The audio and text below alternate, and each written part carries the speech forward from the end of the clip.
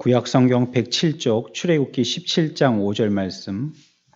여호와께서 모세에게 이르시되 백성 앞을 지나서 이스라엘 장로들을 데리고 나일강을 치던 내 지팡이를 손에 잡고 가라. 내가 호렙산에 있는 그 반석 위 거기서 내 앞에 서리니 너는 그 반석을 치라. 그것에서 물이 나오리니 백성이 마시리라. 모세가 이스라엘 장로들의 목전에서 그대로 행하니라. 아멘. 우리 지난주에 배웠던 말씀은요, 말씀의 주제라고 한다면 이전의 교훈을 잘 기억하고 그것이 자기에게 분명한 학습이 되어야지만 다음에 똑같은 것 가지고 다시 공부라는 거는 힘든 거잖아요. 어려운 과정을 다시 반복하지 않을 수 있다는 그 주제의 말씀을 들었습니다. 이전에도 이들이 마라에서 물이 없었을 때에 했던 그 습관을 이제 르비딤에 와가지고 똑같이 하고 있습니다. 진작에 그들이 마라에서 제대로 배웠다면 르비딤에서는 이미 공부했던 거니까 그거는 그냥 답만 쓰면 되잖아요. 그런데 여기 와서조차도 또다시 문제를 다시 한번 생각해야 되고 답이 어디 있는지 고민해 봐야 되고 그것 때문에 시간 낭비하고 또 자기의 에너지를 소모하는 이런 일이 똑같이 마치 판박이처럼 반복이 되었습니다. 이 학습은 우리가 완전하게 배우기 전까지는 계속되어집니다. 그 하나를 똑바로 배우기 전까지는 계속되는 거예요. 그러니까 하나님이 우리 한 사람 고치는데 인생을 다 쓰시잖아요. 우리 한 사람의 인생을 다 쓰시잖아요. 그런데 그 인생에 여러 가지 과목들의 여러 가지의 과들을 빠르게 습득하는 사람은 그 인생을 아끼면서 쓸 수가 있죠. 여러 가지들을 배우고 또 진도도 팍팍팍팍 나갈 테니까 많은 하나님을 체험하고 그 가운데 또 진리의 말씀을 보는 영안의 눈도 밝아지고 환해질 수가 있죠. 우리가 어리석은 자들이 되어서 한 과목, 그것도 한 과에 답보 상태처럼 딱 거기에 머물러 있고 더 이상 진전을 못해서 더 이상의 공부는 할 필요도 할 수도 없는 상황이 되어지고 우리가 죽을 때까지 그 한 공부만 계속하는 이런 어리석은 자들이 되어서는 안 되겠습니다. 자꾸 진도가 나가야 되겠잖아요. 이들이 우리가 지난번에 봤던 말씀에서는 그와 같이 지냈었다. 이스라엘 민족들이 어리석었었다. 이 시간에 우리가 생각할 일들은요. 이럴 때 이제 하나님께서 이 일들에 대해서 그 일을 어떻게 다루시고 치유하신지에 대해서 생각해 볼 건데요. 모세가 일단 이스라엘 이 사람들에게 원망불평의 타깃이 됐잖아요. 그때 이 모세는 사람들하고 싸우려고 하지 않았습니다. 물론 답답하고 할 말이 얼마나 많겠어요. 어느 무덤이든지 이유 없는 무덤이 없다고 그러잖아요. 다 죽은 이유가 있고 그 사람의 인생에 막 긴 말 못할 스토리들이 그 무덤에 다 이렇게 묻혀 있을 겁니다. 또 우리가 옛날 얘기 하려다 보면 끝이 없잖아요. 오늘도 윤자 집사님하고 같이 오면서 그런 얘기를 했었었는데 옛날 얘기는 끝이 없어요. 끝이 없어. 우리가 옛날에 신앙생활 하던 거 뭐 어쨌다 이런 거 얘기하는데 그 엘리베이터 타고 올라오면서 야, 옛날 얘기는 참 끝이 없군요. 그 얘기를 했었어요. 옛날에 했던 그런 일들을 갖다가 뭐 한 개, 두 개 꺼냈다 하면 뭐 그 말로 나오고 또 꼬리를 물고 또 나오고 그러잖아요. 우리가 말 많으면 실수하게 되니까요. 이런 일들이 있으면 특별히 그냥 함구하는 게 좋습니다. 어떤 일들에 하나님이 나한테 또 2교시 수업을 가르치시구나 싶을 때는 그냥 함구하는 게 좋아요. 그리고 그 자리에 머물러 있는 겁니다. 그러면서 이제는 어떻게 해야 되죠? 말하지 말고 뭐 해야 되죠? 말하지 않으면 뭐 하게 됩니까? 자동적으로 듣게 되죠. TV 프로 중에서 개는 훌륭하다 있대요. 여러분들 그거 보셨어요? 개를 보면서 감동이 되더라고요. 참 사람도 사람한테 감동을 못 주는데 개가 감동을 주더라고요. 그래 보면은 거기 이제 이렇게 개 훈련사가 있는데 그 개통령이죠. 아주 개 훈련 계통에서는 아주 탁월한 사람인데 그분이 큰 개도 다루고 조그만 개도 다루고 막 그 개의 그냥 심리를 다 파악해가지고 개하고 얘기하는 것처럼 막 인상도 개 같고 꼭 그 행동도 꼭 개처럼 그렇게 비슷하게 하고 막 그렇게 하는데 막 하도 그렇게 훈련을 많이 하다 보니까 통하는가 봐요. 개하고. 교감이 잘 되나 봐요. 그 사람이 저번에 뭐 개에 대해서 이렇게 시리즈로 공부를 가르쳐 주면서 뭘 한 게 얘기해 줬냐면, 개를 잘 보면 어떤 개는 귀가요, 이렇게 처져 내려온 개가 있고, 어떤 개는 귀가 이렇게 쫑긋 세워져 있는 개가 있다는 거예요.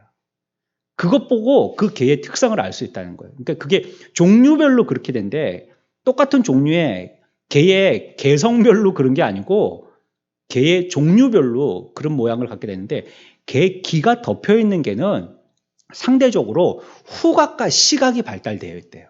개 귀가 이렇게 축 처져 있는 개들은요. 그런데 개 귀가 쫑긋 올라가 있는 개는요, 청각이, 후각과 시각에 상대적으로 청각이 훨씬 더 발달되어 있대요. 그러니까 하나님이 만들어 놓으실 때도 눈으로 보고 코로 냄새 맡는데 지장이 될 것 같으면 귀를 딱 닫아버리게 하시는 거예요. 개를 만드실 때도.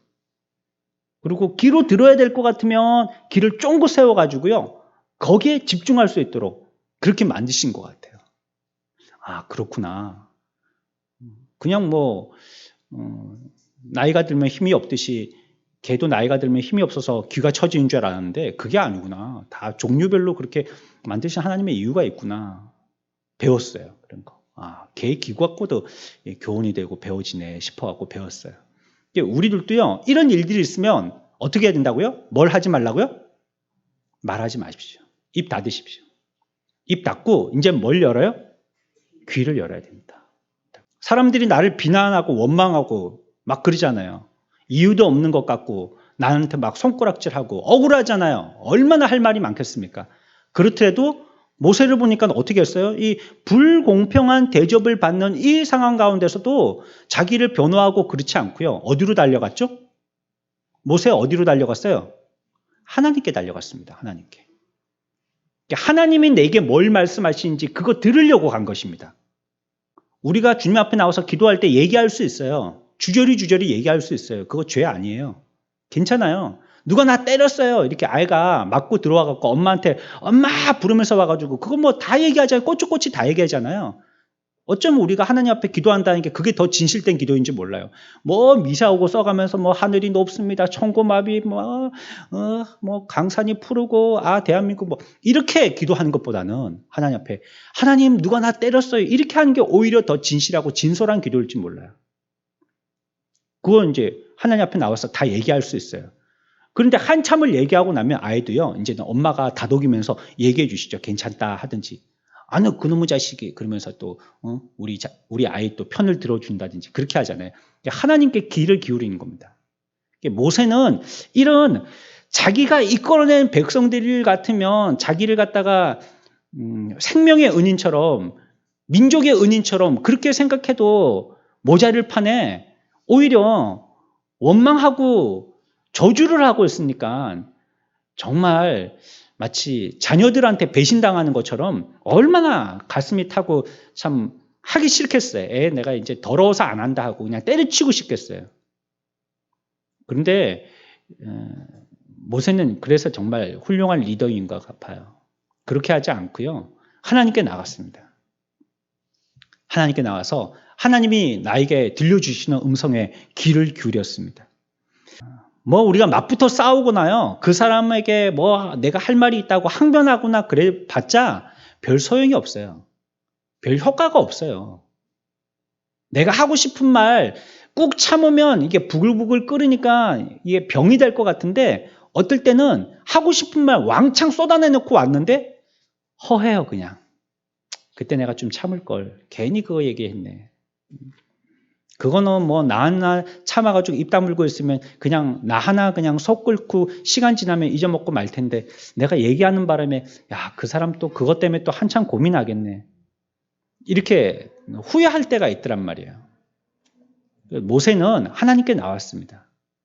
얘기할 것도 많고 변명할 것도 많고 설명할 것도 많고 이전에 받았던 1교시 수업 그거에 대해서 다시 한번 복습시키고 싶은 마음도 있었겠지만, 그러나 모세는 그렇게 다 주저리 얘기 안 해서 벌써 백성들이 와가지고 모세에게 그렇게 저주하고 막 욕하고 원망하고 할 때야 이 사람들이 들을 자세가 안 돼 있는 거예요.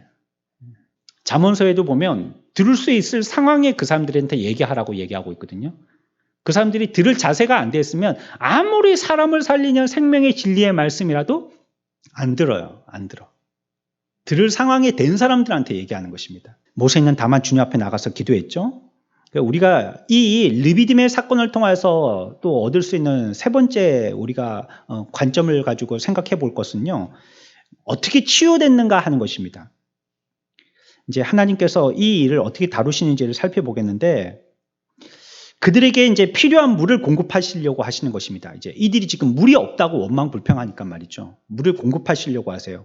그런데 무엇을 쓰시냐면 그들이 원망불평할 때에 모세를 통하여서 모세가 들고 있던 지팡이를 사용하게 하십니다.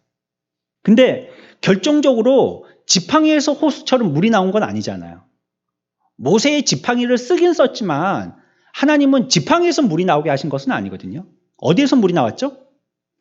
반석에서 물이 나왔습니다. 바위에서 물이 나왔다는 겁니다.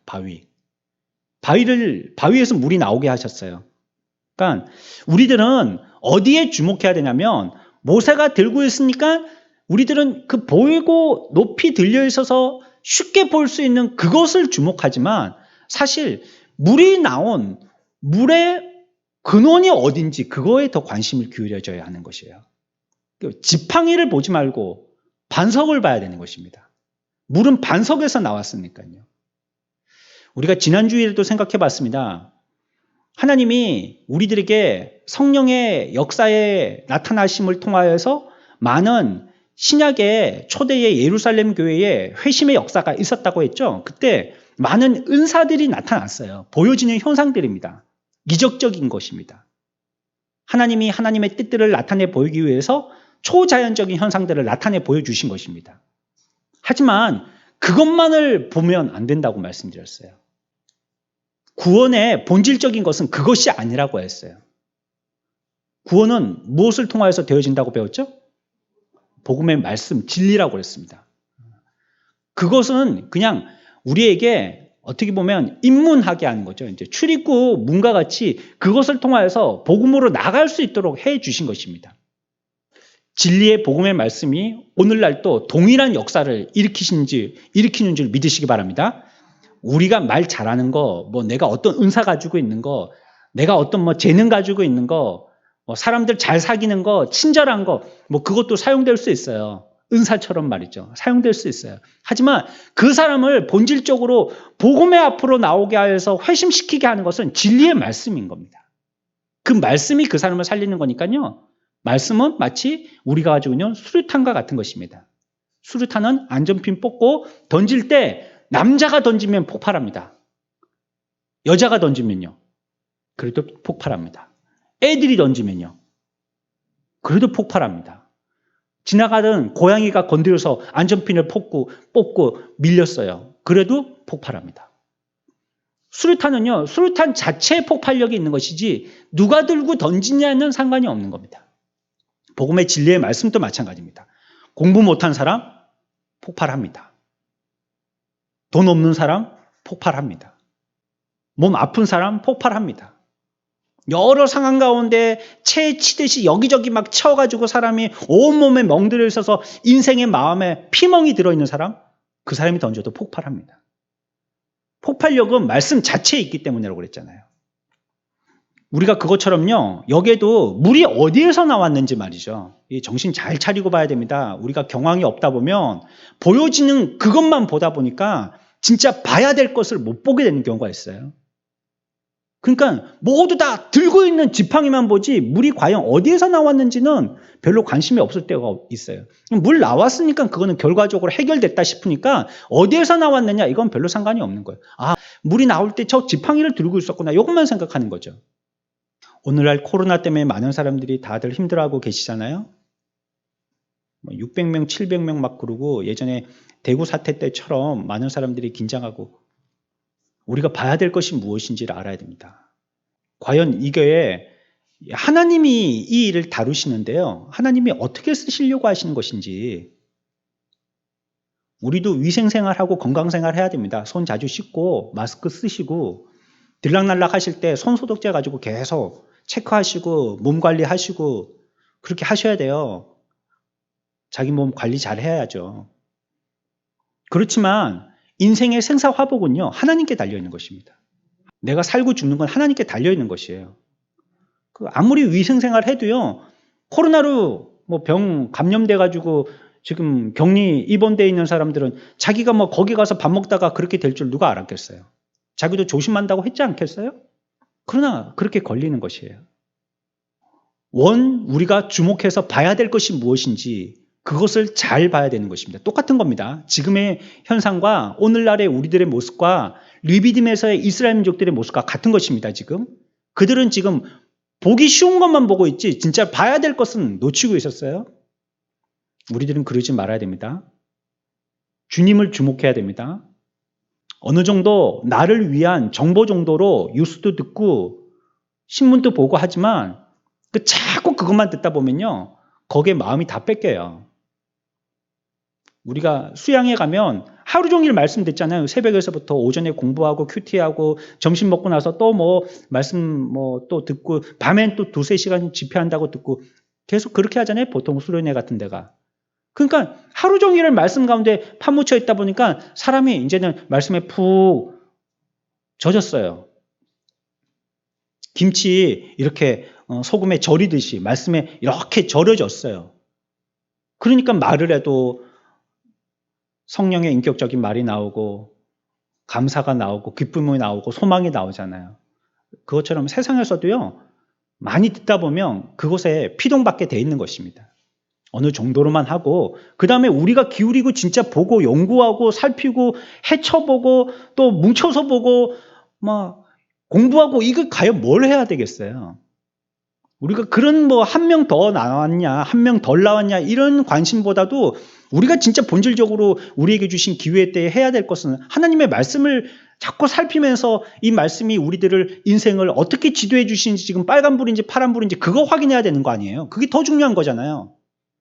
그런데 자꾸 그 난리의 소문에 자꾸 귀를 갖다가 기울이다 보면 그냥 나는 허수아비 되는 겁니다. 이들은 봐야 될 것을 봐야 됐었어요. 그게 반석이었다는 걸 여러분들 기억하시기 바랍니다. 반석은 어떤 면에서는요, 여러 가지 교훈을 가지고 있어요. 먼 훗날에요, 이제 신약시대 때에 이 바울이요, 이 반석을 가지고 몇 가지 교훈을 할 때가 있었습니다. 우리 성경을 한번 찾아보죠. 신약 274쪽 고린도전서 10장 1절에서 4절까지 같이 읽습니다. 시작.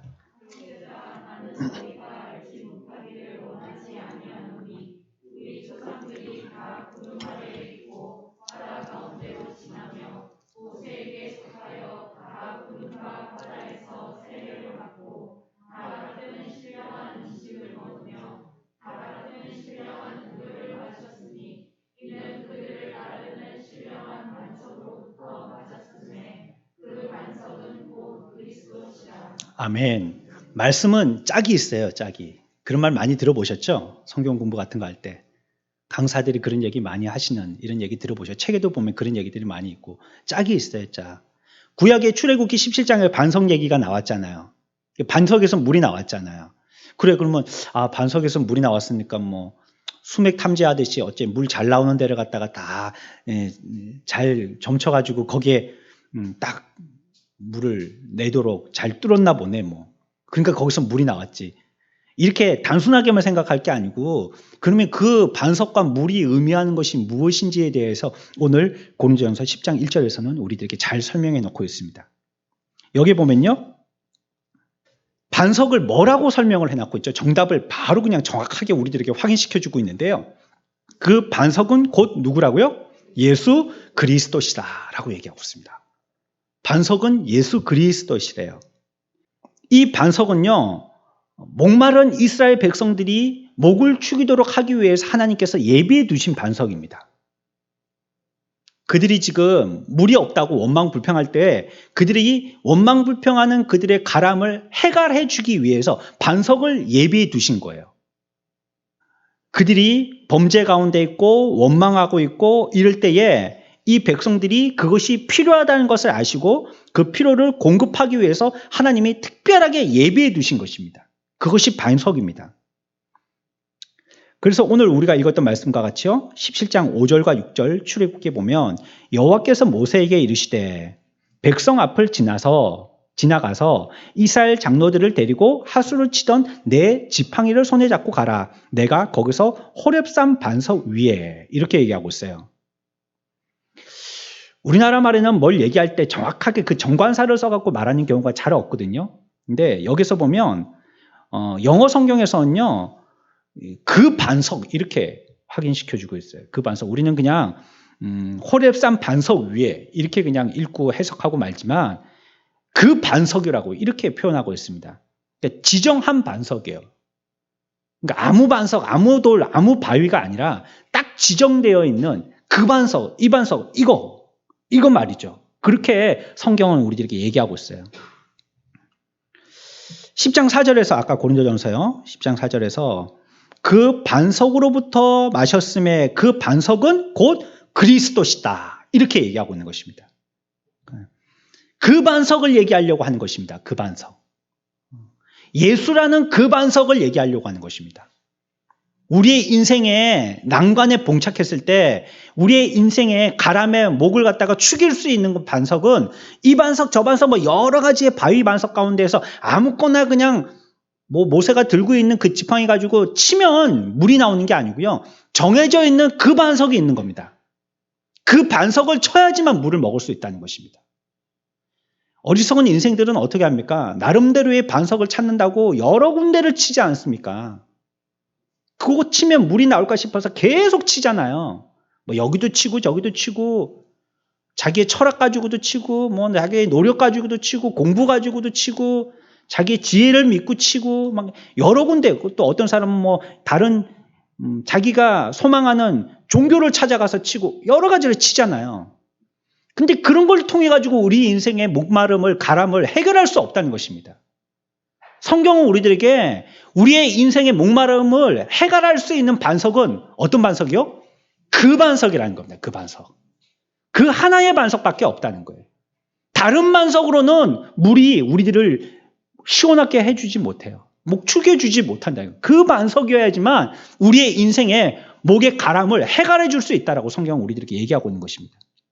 그러니까 이들이 이 목마름의 문제를 해결하기 위해서는요, 모세가 지금 지팡이를 들고 치는 그 반석을 통하여서만 물을 얻을 수 있는 것입니다.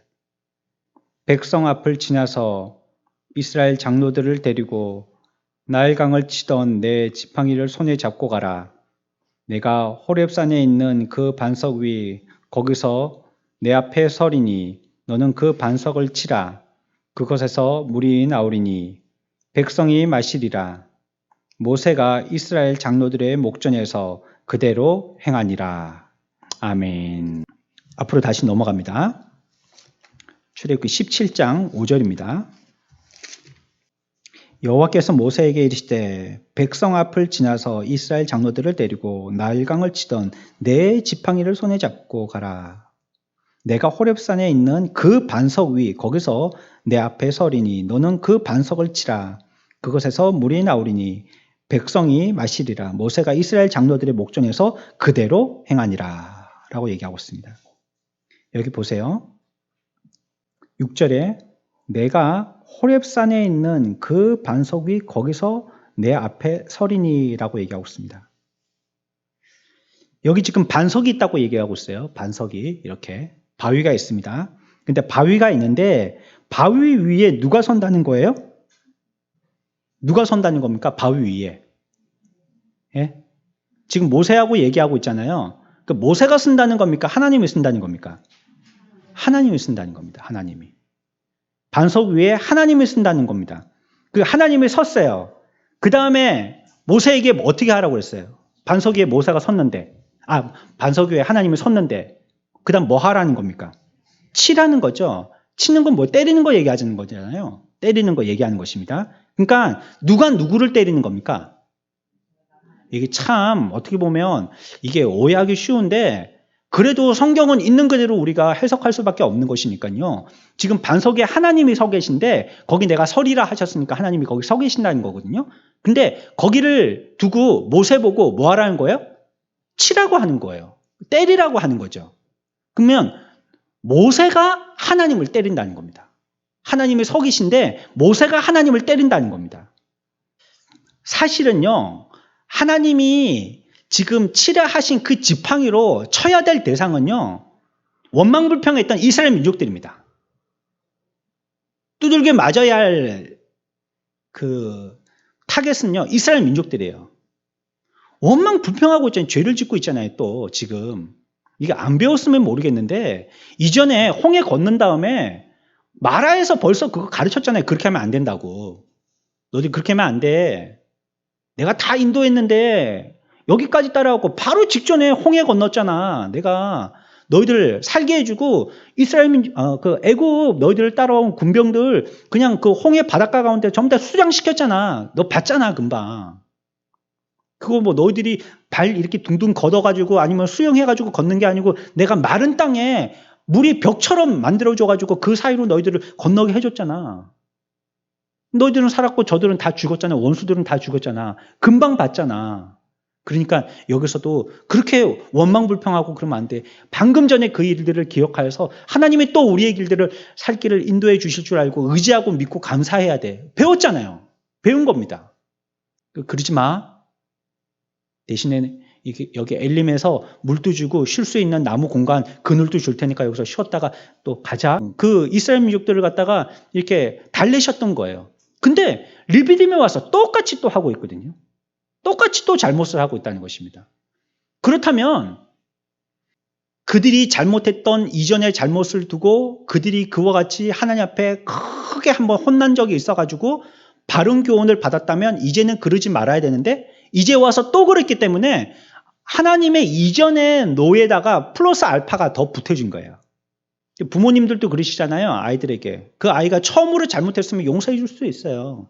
몰라서 그럴 수 있으니까. 그리고 두세 번 정도도 뭐 아이가 어린아이 같으면 계속 용서하겠죠. 뭐 철이 없으니까. 그렇지만 똑같은 행동을 자꾸 반복한다고 보세요. 거기 가면, 근처에 가면 안 돼. 그 아파트 난간에 거기 그렇게 몸이 이렇게 붙어가지고 이렇게 다리 까치발 해가지고 목 이렇게 내빼가지고 밑에 보고 그러면 안 돼. 큰일 나. 했는데 다음에 보니까 또 밑에 뭐 장사꾼 아저씨가 뭐 이렇게 뭐 사요 이렇게 지나가니까 아이가 궁금해서 또 그러고 있는 거예요. 또 큰일 나 너. 야단을 쳤어요. 며칠 있다 보니까 또 그러고 있는 거예요. 그러면 어떻게 했어요, 엄마는? 뭐 화가 머리끝까지 나겠죠. 뿔이 나겠죠. 그러니까 그들은 지금 왕창 혼내야 될 형편이에요. 지금 엄청나게 혼이 나야 될 형편이에요.